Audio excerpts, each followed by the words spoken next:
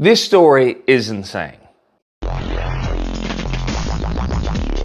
Oh my goodness. So amidst all of the Liberation Day tariffs that happened today, I wanted to give some light to the story because I think this story has gone aggressively under the radar, and it's absolutely crucial. It's insane what this story is, and it's emblematic of whenever I talk about anti-black racism in this country. Because how this story plays out is that you have two people, right? You have Ashley Henning and Jordan Henning. They're both military.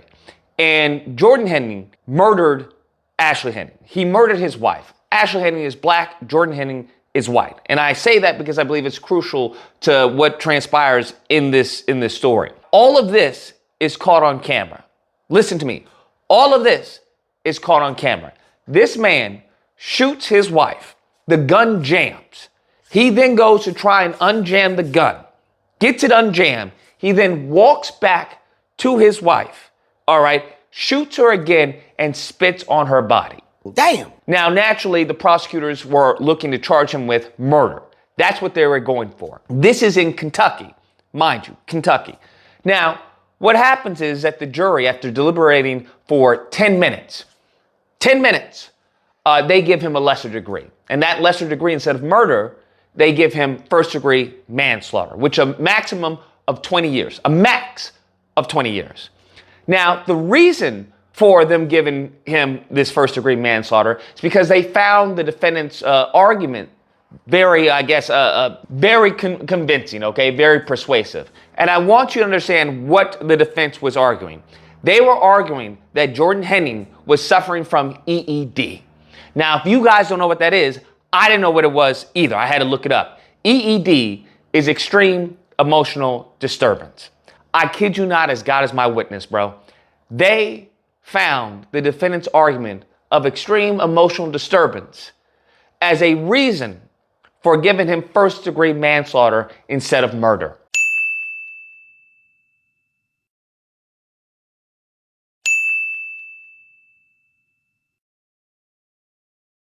And this man is on the jury, right? On trial. He's just crying. I don't know who that was. This is horrible. And it took everything in his power to get a tear out because he was stone cold. I just broke. I don't know. Next thing I remember, I'm standing over top of her shooting.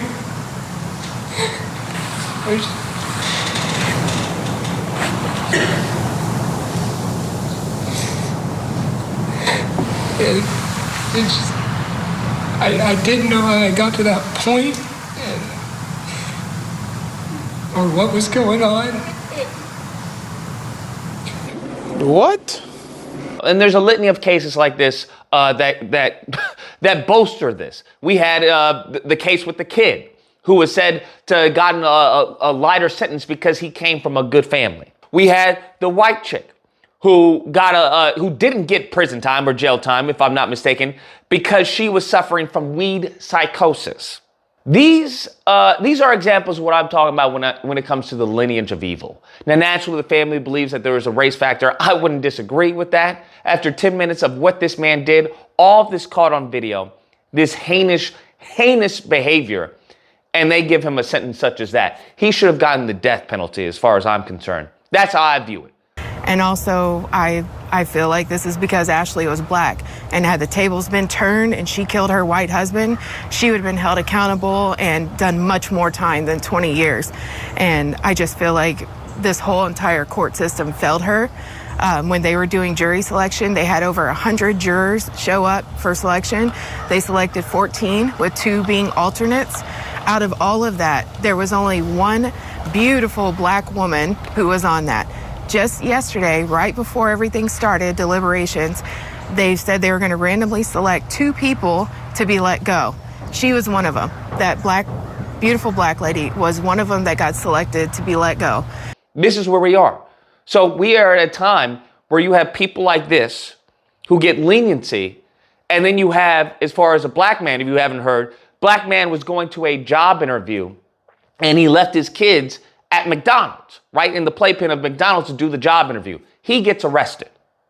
This is what we're talking about. Now, you're going to have to explain to me how arresting the black man who is trying to get a job, all right, how that's going to benefit anybody.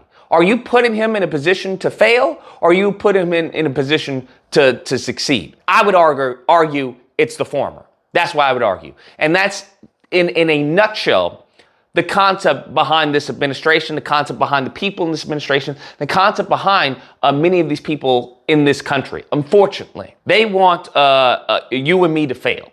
That's what it is. And once you fail, well, then they blame that on your IQ. They blame that on your DNA, your genetics. That's what they want. They want a self-fulfilling prophecy. So I just wanted to put this story out here because I think it's a travesty. I think it's an absolute miscarriage of justice. And we've seen this time and time again that even when we do get quote unquote justice, that they view it as a miscarriage. When we get justice, that's a miscarriage because that's not how justice is supposed to work in this country for us. We see this when it comes to right now, when it comes to the Trump administration, how many of these people are getting fired, how they're getting let go. And that's because it's not supposed to work that way. It's always supposed to benefit them, and everyone else is supposed to fall by the wayside. I think this story is horrible, but I wanted to bring this story out because I think I haven't heard anyone report on it, and it's absolutely an egregious story. Anyways, guys, that's the video. Let me know what you guys think. Whether or not you believe Lucas had nothing to do with race. It was just, he had a mental breakdown, and that's what happened. It's horrible, but, we have to look out for that he had a mental breakdown. Or if you believe, I find that extremely humorous, and it's almost in line very much so with Paul Mooney's concept. When he jokes about the white person having a mental breakdown, it's like, oh, we have to study this, and then the black person having a mental breakdown, it's like, yeah, okay, sure, you're going to jail. So when it comes to leniency in this justice system, it happens to lean one way.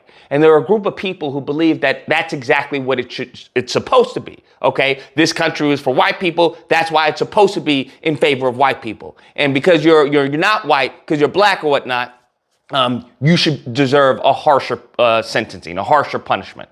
And unfortunately, that's what many of these people believe. And unfortunately, many of these people have managed to get in positions of power in our justice system and actually implement that. Nevertheless, if you happen to disagree, you know where to find me. Friday to Sunday Disagreement Day. Call in and we duke it out. Otherwise, I hope you guys enjoyed the video. If you did, please feel free to like, share, comment. Let me know what you guys think about this. And subscribe. And that fun stuff. Till next time, guys. Be amazing.